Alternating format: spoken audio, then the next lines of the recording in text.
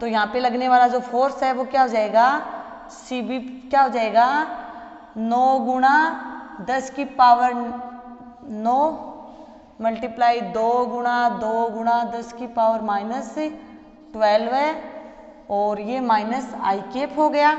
और इसका मान कितना होता है, ये 2 की पावर 2, तो ये कितना मान आ गया, ये 9 मल्टीप्लाई 10 की पावर -3 और माइनस आई कैप, ये क्या हो गया इस पे लगने वाला बल। अब बी पर डी के कारण कितना बल लगेगा वो देखो आप। अब आपने ये सोचा कि ये 4 है, लेकिन जो बी और सी के बीच की दूरी है वो तो 2 ही मीटर होगी ना, ये तो 4 तो किससे है, मूल पॉइंट से इसकी दूरी है, ठीक है। अब दूसरा देखते हैं, तीसरा फोर्स हमारे पास क्या आएगा, वो आएगा, देखो तीसरा फोर्स ज्ञात करने के लिए वो देखो, ये है बी पॉइंट, ये है डी। अब इसकी मूल पॉइंट से दूरी है वो कितनी है 8, और बी की मूल पॉइंट से दूरी कितनी है वो है 2, तो ये कितनी आ गई 6 मीटर।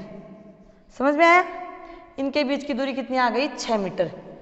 आवेश की प्रकृति और मात्रा उतनी है, तो हम क्या लिख लेंगे, डी से बी की तरफ कितना आ जाएगा, वही ये माइनस ए कैप की तरफ है, आई कैप की तरफ लगेगा, क्योंकि इसकी डायरेक्शन भी क्या है ऑपोजिट, इधर ही लग रहा है ना ये फोर्स भी।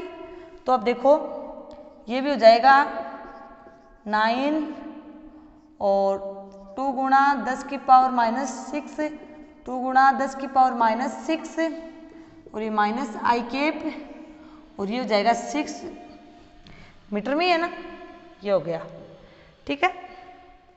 अब देखो dB ये कितना आ जाएगा, देखो ये आ जाएगा,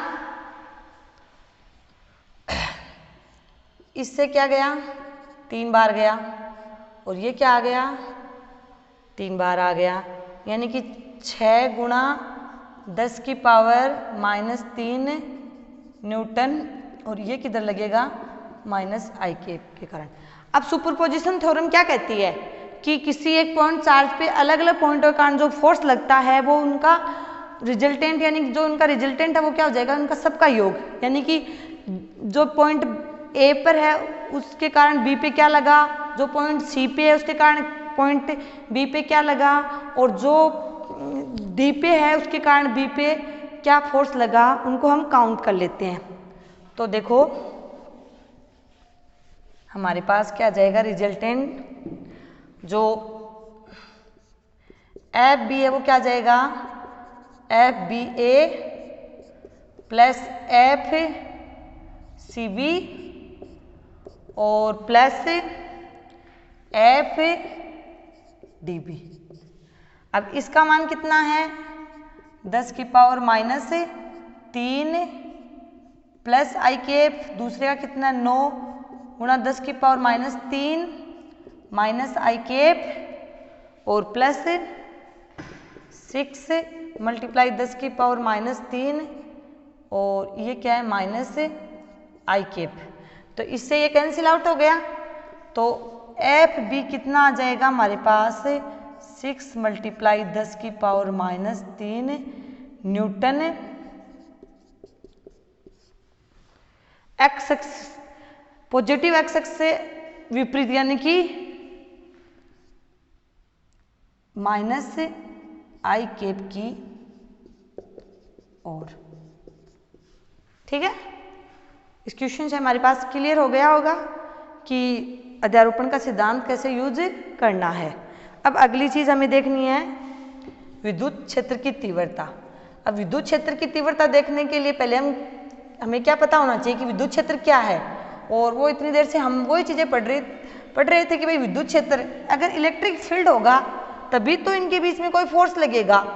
यानी कि क्या कहना है कि एक पॉइंट चार्ज है वो अपने चारों ओर इतना क्षेत्र उत्पन्न कर लेगा जिसमें किसी दूसरी चीज को हम लाते हैं तो उस पर प्रभाव दिखाता है, यानी कि अपना वो इफेक्ट उस पर दिखाता है। जैसे कोई मैंने पहले वाली क्लास में एग्जांपल दिया था कि कोई किसी जगह पे कोई अपने आप को मतलब सुपर समझता है और उस जगह पर कोई दूसरा आता है तो वो क्या करता है, सुपर समझने वाला अपनी पावर उसको दिखाता है क्योंकि वो उसका एरिया है। वैसे ही कोई पॉइंट चार्ज होता है वो भी अपने चारों ओर एक क्षेत्र उत्पन्न करता है, यानी कि फील्ड उत्पन्न करता है। जो फील्ड होता है वही उस चार्ज पॉइंट का क्या होता है, इलेक्ट्रिक फील्ड। अब हमें क्या देखनी है, विद्युत क्षेत्र की तीव्रता। क्या देखनी है, विद्युत क्षेत्र की तीव्रता, यानी कि इंटेंसिटी ऑफ इलेक्ट्रिक फील्ड। हमारे पास टॉपिक क्या है, विद्युत क्षेत्र की तीव्रता। वो क्या है, तीव्रता यानी इंटेंसिटी, यानी किसी इलेक्ट्रिक फील्ड में हम कोई ऐसा चार्ज ले आते हैं, यानी कि कोई एकांक चार्ज ले आते हैं। एकांक चार्ज लाए तो उस चार्ज को इतना नेग्लेक्ट करना पड़ता है कि उसका कोई खुद का कोई फील्ड नहीं होता। तो उस एकांक चार्ज के कारण, यानी कि उस एकांक चार्ज पर उस फील्ड में कितना फोर्स लगेगा, तो उस एकांक चार्ज पे जो फोर्स लग रहा है वो क्या हो जाएगी, उसकी विद्युत क्षेत्र की तीव्रता, यानी कि उस एकांक चार्ज पे उसकी वो तीव्रता होगी।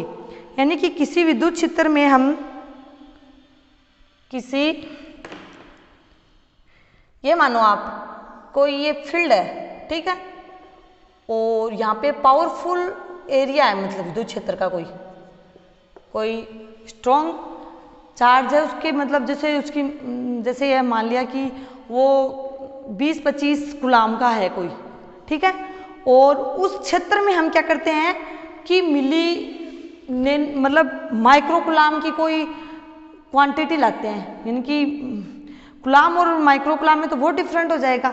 तो इस क्षेत्र का जितना प्रभाव होगा और जो माइक्रो कूलाम वाली जो क्वांटिटी लाएंगे उसका जो प्रभाव होगा, इसकी वजह से तो वो नगण्य नहीं माना जाएगा ना, यानी कि इसका जो इलेक्ट्रिक फील्ड है वो इसके कारण क्या हो जाएगा, नगण्य, ठीक है।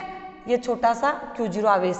अब इस Q0 आवेश को हम इस क्षेत्र में ले आते हैं, क्या करते हैं, इस क्षेत्र में ले आते हैं। लाने पर क्या करता है, ये क्षेत्र है ना, इस क्षेत्र पे मतलब जो ये क्षेत्र इस Q0 आवेश पर क्या बल लगाएगा वो उसकी इंटेंसिटी होगी, मतलब वो Q0 की क्या होगी, इंटेंसिटी। यानी कि क्या लिख देंगे, जो एकांक आवेश पर जो बल लगेगा वो क्या हो जाएगा, उसकी इंटेंसिटी, ठीक है, वो उसकी हो जाएगी इंटेंसिटी।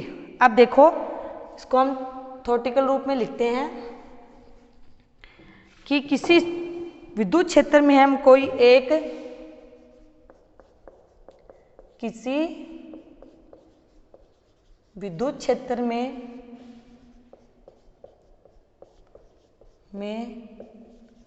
हम कोई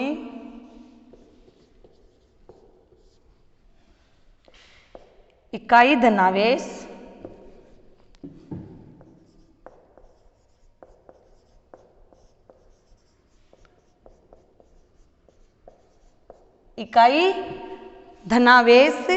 लाते हैं,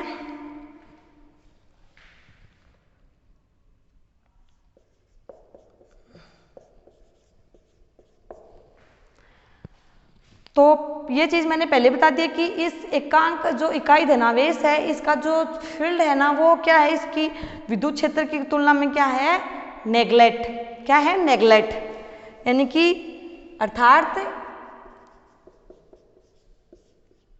बिंदु चार्ज या धनावेश या Q0 बोल देते हैं, Q0 का विद्युत क्षेत्र क्या हो जाएगा, नगण्य है। तो Q0 पर एकांक Q0 पर, यानी कि इकाई Q0 पर लगने वाला बल उसकी विद्युत तीव्रता या इंटेंसिटी होगी। उस Q0 की क्या होगी? इंटेंसिटी होगी। इसको मैथमेटिकल रूप से हम कैसे लिखेंगे वो देखो कि जो विद्युत क्षेत्र है यानी कि जो इंटेंसिटी हम उसको E से डिफाइन करते हैं, E बराबर F Q0। मैंने क्या कहा है कि Q0 है वो नगण्य होना चाहिए। क्या होना चाहिए? वो होना चाहिए अत्यंत कम, यानी कि इसको हम क्या लिख सकते हैं? Limit Q0 is 0 F Q0। ये इसका मैथमेटिकली रूप हो गया विद्युत क्षेत्र की जो तीव्रता होती है। अब देखो इसकी जो विमा है वो